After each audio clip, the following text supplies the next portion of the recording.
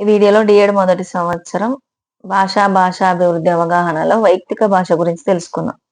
కోట్లాది వ్యక్తుల కంఠధ్వనులు ఒకే తీరుగా ఉండనంటే ఏ వ్యక్తి మాట్లాడే మాట తీరు కూడా ఒకే విధంగా ఉండదు. నిశ్చితంగా పరిశీలిస్తే ఏ వ్యక్తి కూడా అన్ని వేళలా ఒకే విధమైన మాట తీరులో భాషణం చేయలేడు.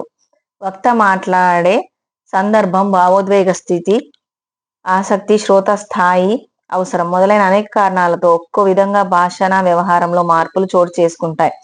పద ప్రయోగాల్లో, వాక్య నిర్మాణంలో, ఉచ్చారణలో, ఉనికిలో ఈ సూక్ష్మ భేదాలు కనిపిస్తాయి. వక్త మాట్లాడే భాషలో ఈ భేదాలు ఉన్నప్పటికీ ఎదుటి వారికి విషయం అర్థమవుతూనే ఉంటుంది. అందరి సంభాషణల్లో పరస్పర భేదాలు కనిపిస్తూనే ఉంటాయి. కాబట్టి ప్రతి వ్యక్తికి ఉండే వ్యవహార భాషా భేదాన్ని వైయక్తిక భాష అని పిలవచ్చు.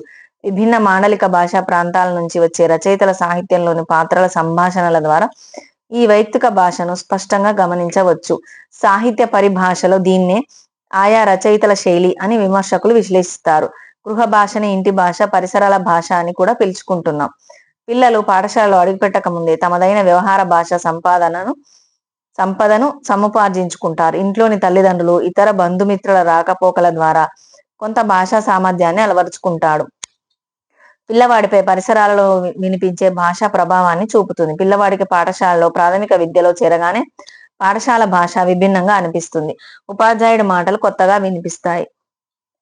అర్థం చేసుకోవడంలో వెనుకబడిపోతాడు. ఈ సందర్భంలో ఉపాధ్యాయుడి బోధన పిల్లవాడికి అర్థమయ్యే గృహ భాషలోనే జరగాలి. నెమ్మదిగా తెలిసిన భాష నుంచే జ్ఞానాన్ని అందించే ప్రయత్నం చేయాలి. గృహ భాషకు, పాఠశాల భాషకు మధ్య సమన్వయాన్ని సాధించాలి.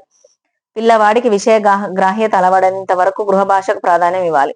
తద్వారా పిల్లవాడిలో భాషాభిరుచికి, జ్ఞానాభివృద్ధికి మార్గం సుగమం అవుతుంది. బోధన మాధ్యమంగా భాష. బోధన మాధ్యమం, బోధన వాహిక అనేవి మీడియం ఆఫ్ ఇన్స్ట్రక్షన్ అనే ఆంగ్ల పదానికి సమానార్థకాలు. భావ వ్యక్తీకరణకు, భావగ్రహణకు భాషే మాధ్యమంగా పనిచేస్తుంది. తొలి భావనలకు రూపమిచ్చిన మాతృభాష బాహ్య ప్రపంచావగాహనకు తొలి మాధ్యమం. మానవుడి మూర్తిమత్వాభివృద్ధిలో మాతృభాషదే ప్రధాన పాత్ర. ఎవరైనా మాతృభాష ద్వారా అనేక విషయాలు సులభంగా నేర్చుకుంటారనేది జగమెరిగిన సత్యం. తల్లిపాలు తాగి పెరిగిన వాడికి, దాదిపాలు తాగి పెరిగిన వాడికి ఎంత తేడా ఉంటుందో మాతృభాషలో విషయం నేర్చుకున్న వాడికి, పరభాషలో నేర్చుకున్న వాడికి అంత తేడా ఉంటుందని కొమర్రాజు వెంకట లక్ష్మణరావు అభిప్రాయం. శిశువుకు తల్లిపాలే పౌష్టికాహారం. తల్లి వాత్సల్యం సహజమైంది. అదేవిధంగా మాతృభాషలో చాలా సులువుగా, ఉత్సాహంగా, సహజంగా, ఆనందంగా విషయాలు నేర్చుకోవచ్చు. అందువల్ల బోధన మాధ్యమంగా మాతృభాషే అత్యుత్తమమని పలువురి అభిప్రాయం. మానవుల ఆలోచనకు భాషా వాహిక. భాషా రూపంలోనే మానవులు తమ ఆలోచనలను ఎదుటి వారికి అందిస్తారు. ఆలోచనలతో పాటు భాష కూడా ఎదుగుతుంది. మానవులు తాము మొదట నేర్చిన భాషలోనే ఆలోచనలకు ఒక స్పష్టమైన రూపమీయగలుగుతాడు. తర్వాత నేర్చిన ఇతర భాషల్లో అంత సులువుగా భావ ప్రకటన చేయలేరు. అందువల్ల మనోవైజ్ఞానికులు కూడా వ్యక్తుల జీవన విధానంలో మాతృభాషకు అత్యంత ప్రాధాన్యత ఉందని చెప్తారు. మనకు స్వాతంత్రం రాకపూర్వం 1835లో లార్డ్ మెకాలే మన విద్యాలయాల్లో ఆంగ్లాన్ని బోధన భాషగా ప్రవేశపెట్టాడు. ఈ పరిణామాన్ని పలువురు ఆంగ్ల మేధావులు కూడా వ్యతిరేకించారు. దేశాల అభివృద్ధికి ఆయా దేశ భాషలే బోధన మాధ్యమంగా ఉండాలన్నారు. రష్యా, జర్మనీ దేశాల వైజ్ఞానికంగా అభివృద్ధి చెందడానికి వారి మాతృభాషలు బోధన భాషలుగా ఉండటమే ప్రధాన కారణమని వారు పార్లమెంట్లో వాదించినప్పటికీ వారి మాట చెల్లలేదు.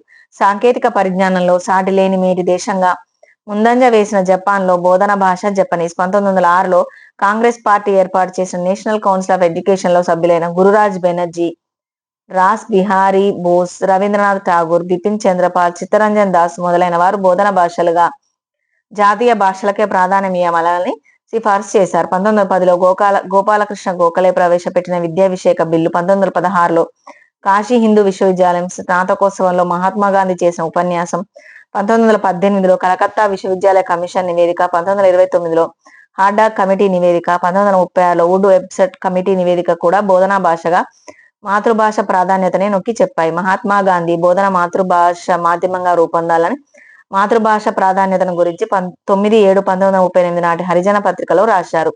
మానవునిలో భావాలకు తొలి రూపమిచ్చి బాహ్య ప్రపంచ అవగాహనకు తొలి మాధ్యమమైన భాష మాతృభాష. విద్యా వ్యవస్థలో మాతృభాషే మాధ్యమ భాషగా, బోధన భాషగా, బోధన వాహికగా రూపొందించాలని, అభ్యసనంలో మాతృభాష మొదటి స్థానాన్ని ఆక్రమిస్తుందని, విద్యార్థుల జీవితంలో మాతృభాషకు అత్యంత ప్రాముఖ్యత కలదని స్వాతంత్రానంతరం ఏర్పాటు చేసిన అనేక విద్యా కమిషన్లు ఏకాభిప్రాయాన్ని వ్యక్తం చేశాయి. మరొక వీడియోలో మళ్ళీ కలుసుకుందాం.